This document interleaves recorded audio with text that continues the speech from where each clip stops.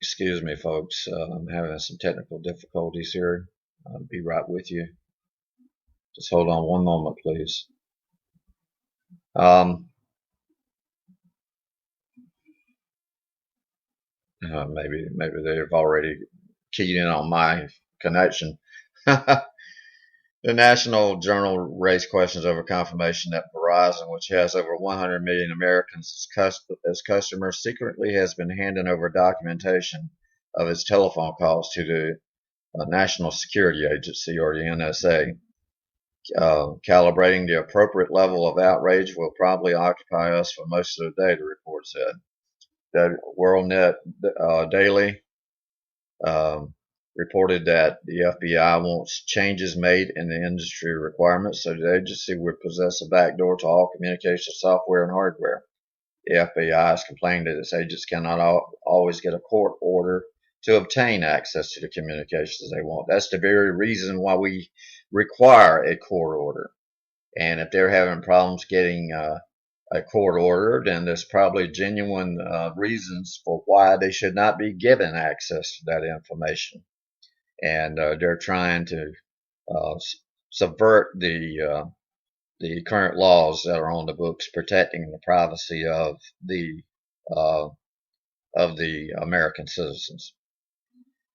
So anyway, moving on.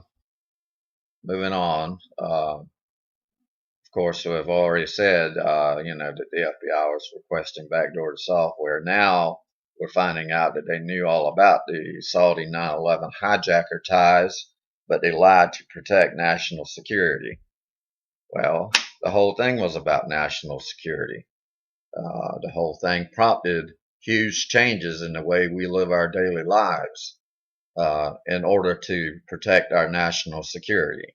So if the FBI knew about it, they they indirectly cooperated with the Saudis to bring about the effects that came afterwards. So who were they working with and why?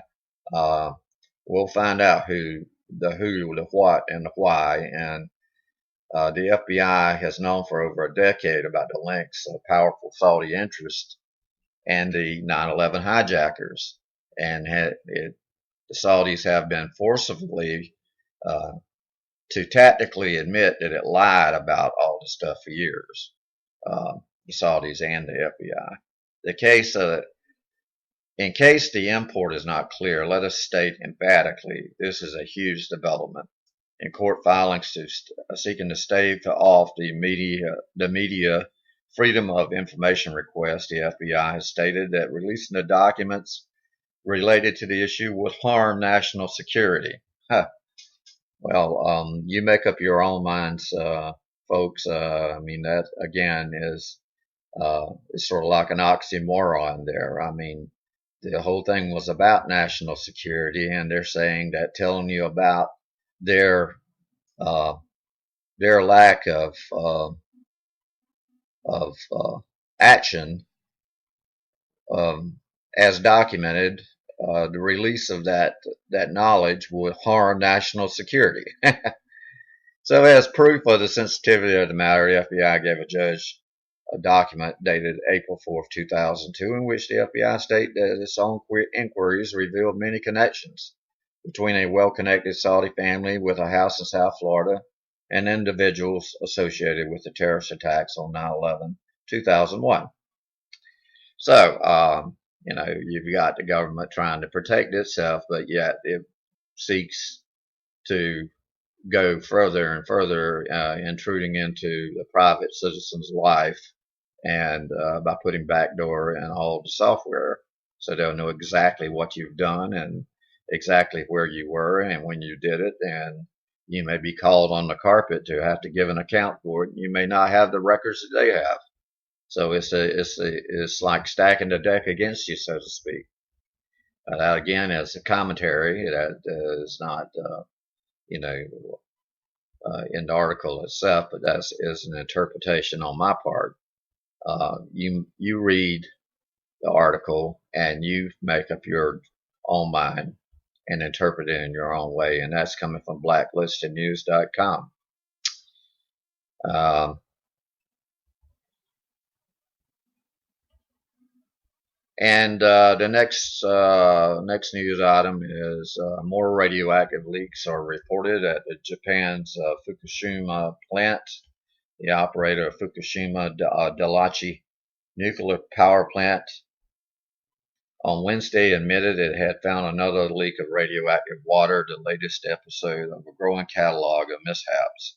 Tokyo Electric Power TEPCO said one of its workers spotted drips coming from a tank used to store radioactive water at their site in the Japan's tsunami-wrecked coast. Water was leaking at the rate of one drop every 3 or 4 seconds, the company said, adding that the absorbent material had been placed under the leak and workers were trying to stem the flow. This is a nightmare. This is an environmental nightmare, and the full price is yet to be known.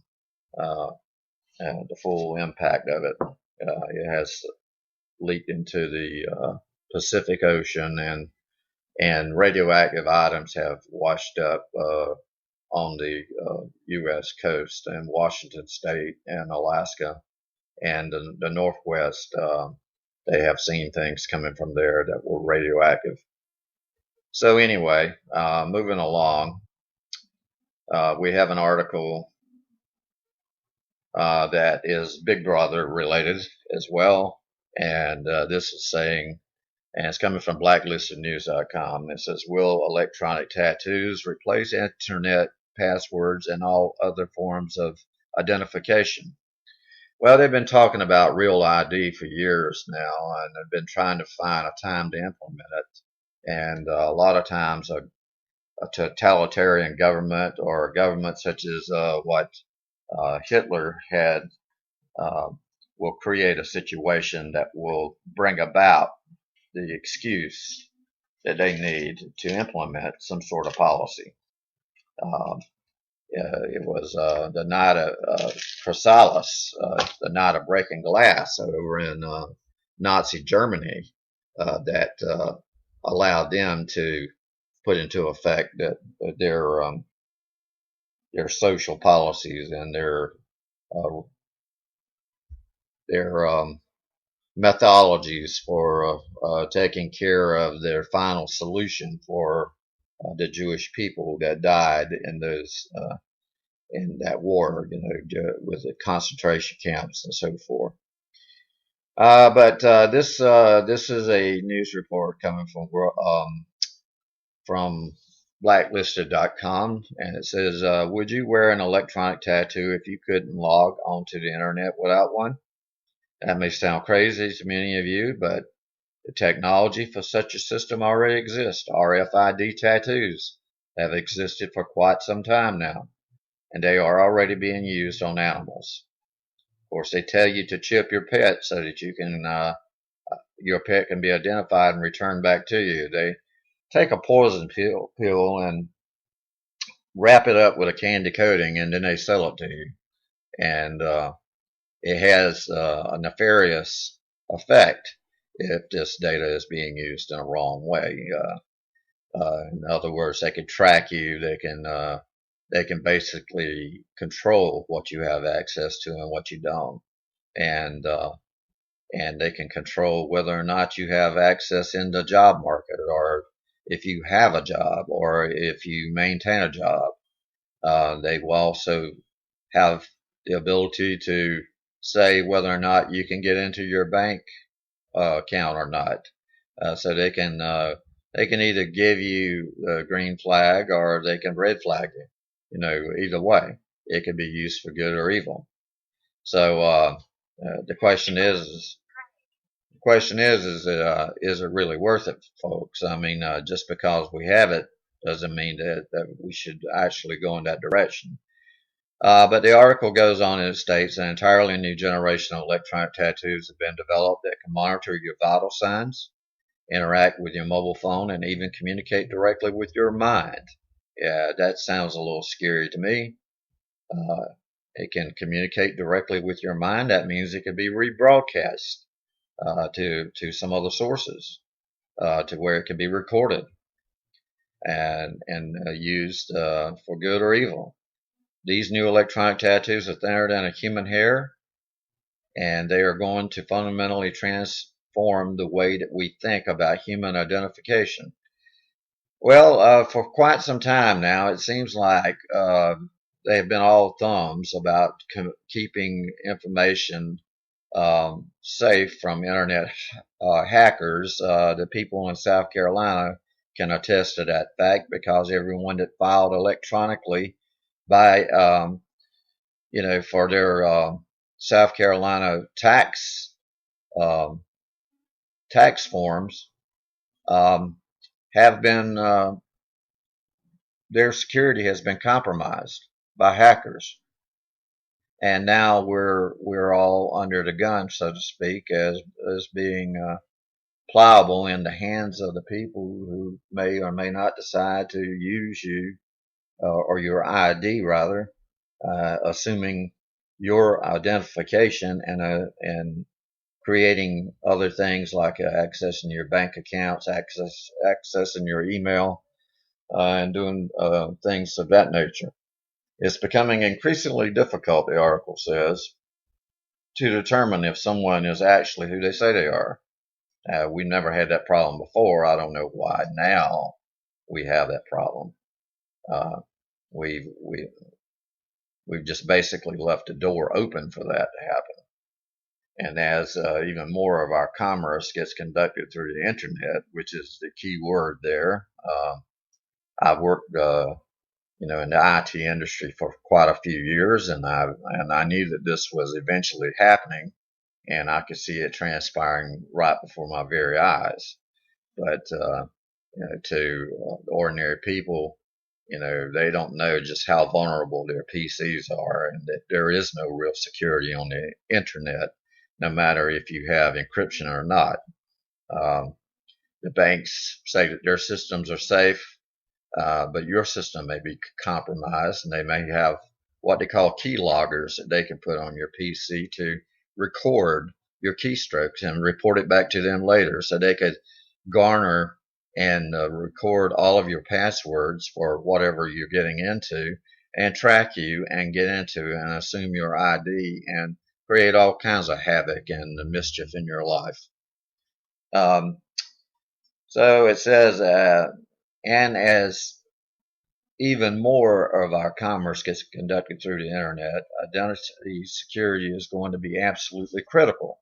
So they're going to try to force this on us in the form of real ID. It may not be called real ID, but the concept is the same. It's to mark you. And I may want to point out that that is one of the end days prophecies that is in the King James Version Bible. It's in the book of Revelation and it's in the book of Daniel about how there will be a one world government. There will be a one world leader.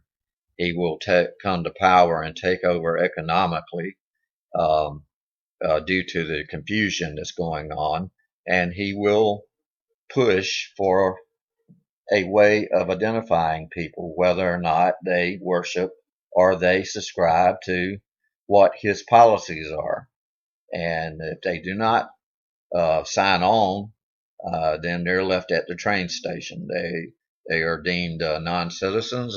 They can be deported, even though they lived here all their lives and they're legitimate citizens. If they don't sign on with the, if they don't sign on to the program and sign on, to their policies, then they could be kind of like frozen out of the system. And the article goes on to say that. It says there's a very dark side to this kind of technology. It says, what if someday a tyrannical government decides to make a permanent electric tattoo for identification purposes mandatory for all citizens? And what if you're not able to sell, buy, get a job, have a bank account, or log onto the internet without proper ID? Well, if the price of receiving your tattoo is to swear absolute allegiance to that tyrannical government? And see, this is what I was just saying. Truth is that the technology is always a double-edged sword. It always brings with it the promise of progress, but it also has a dark side that could potentially be abused. The latest generation of electronic tattoos is quite remarkable. They're called biostamps,